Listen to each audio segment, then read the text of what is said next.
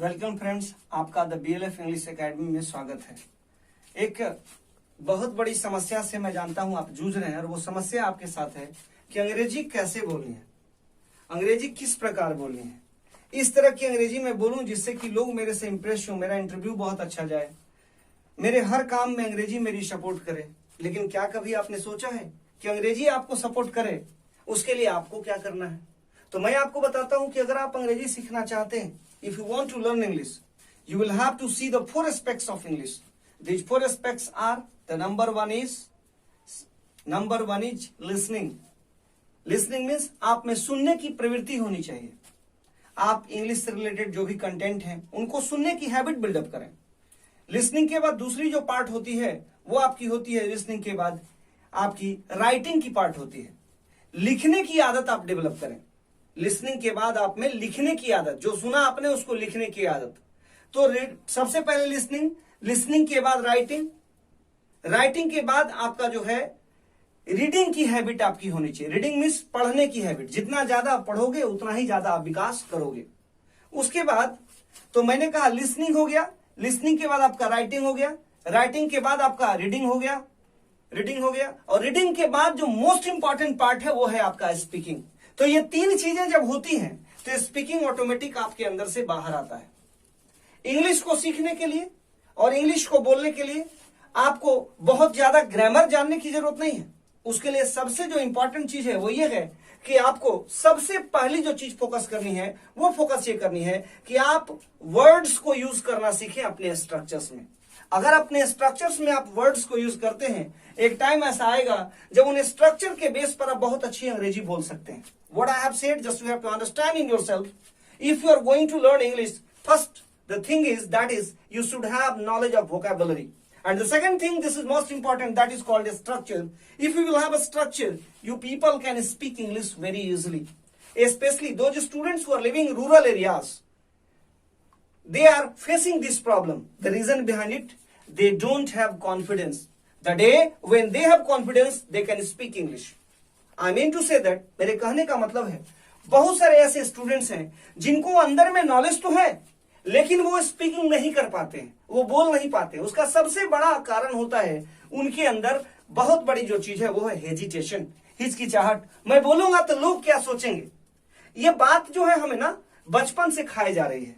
गांव में हमने भी जन्म लिया है, गांव में आपने भी जन्म लिया है। परेशानी कहां आ रही हम सबों के साथ कि लोग क्या सोचेंगे, क्या कहेंगे लोग, ये सबसे बड़ा रोग। और ये रोग जब किसी व्यक्ति को लग जाए तो उसके लिए जीवन में आगे बढ़ना बहुत मुश्किल हो जाता है।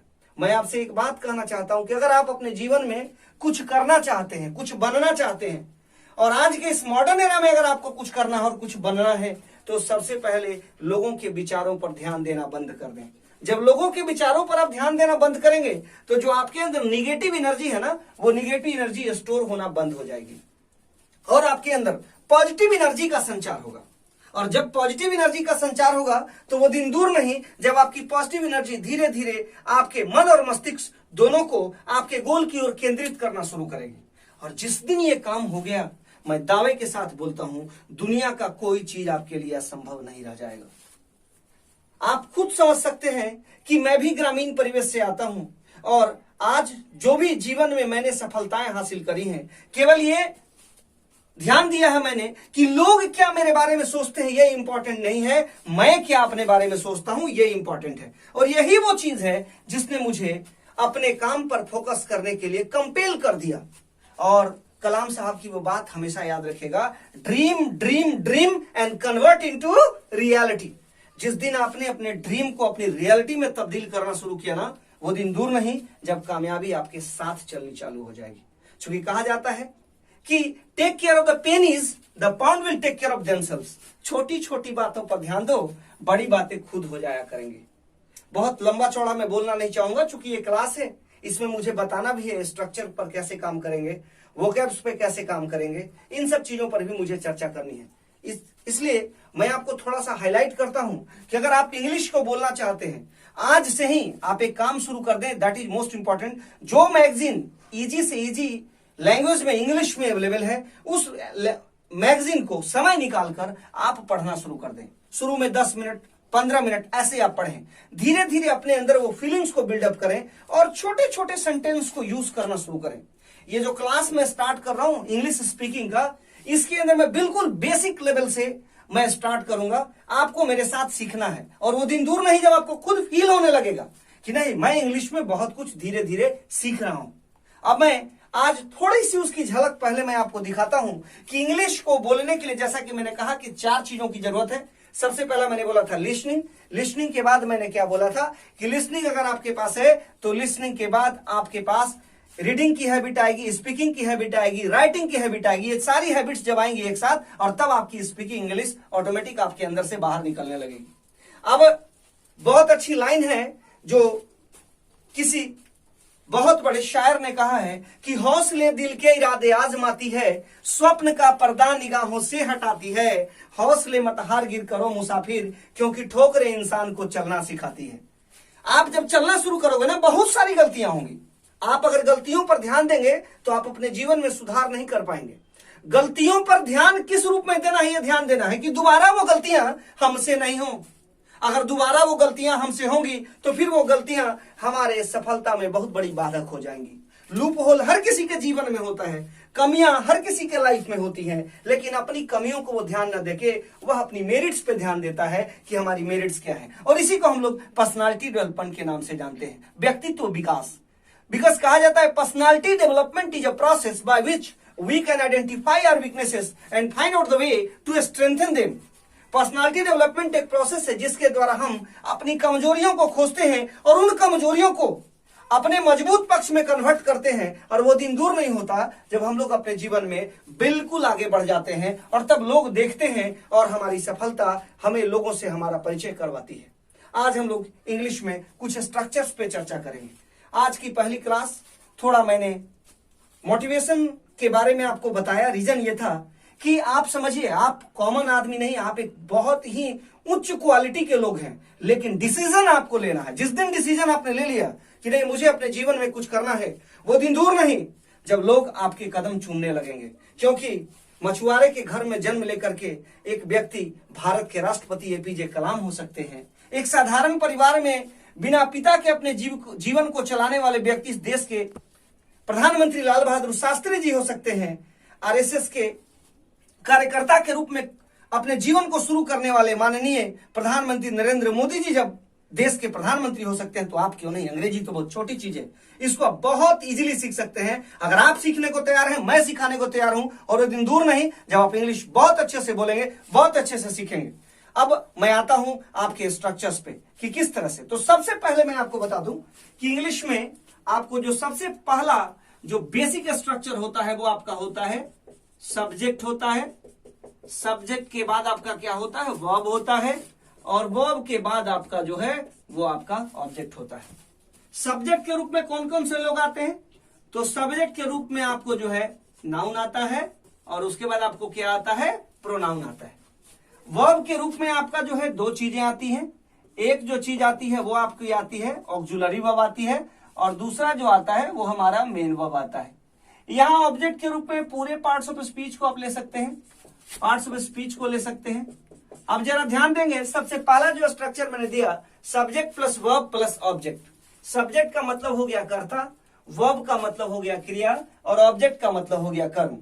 अब एक स्ट्रक्चर से हम 6 तरह के सेंटेंस को बनाएंगे। वो कैसे बनाएंगे, जैसे आप देखेंगे यहां पे सब्जेक्ट प्लस वर्ब मैंने लिखा। अब मैं यहां पे लिखता हूं कि राम एक शिक्षक है। राम एक शिक्षक है। अब इस सेंटेंस को जरा देखेंगे, यहां मैंने क्या लिखा, राम। जाहिर सी बात है राम हमारा सिंगुलर है तो यहां वर्ब भी क्या लेगा, इज लेगा। Ram is a teacher.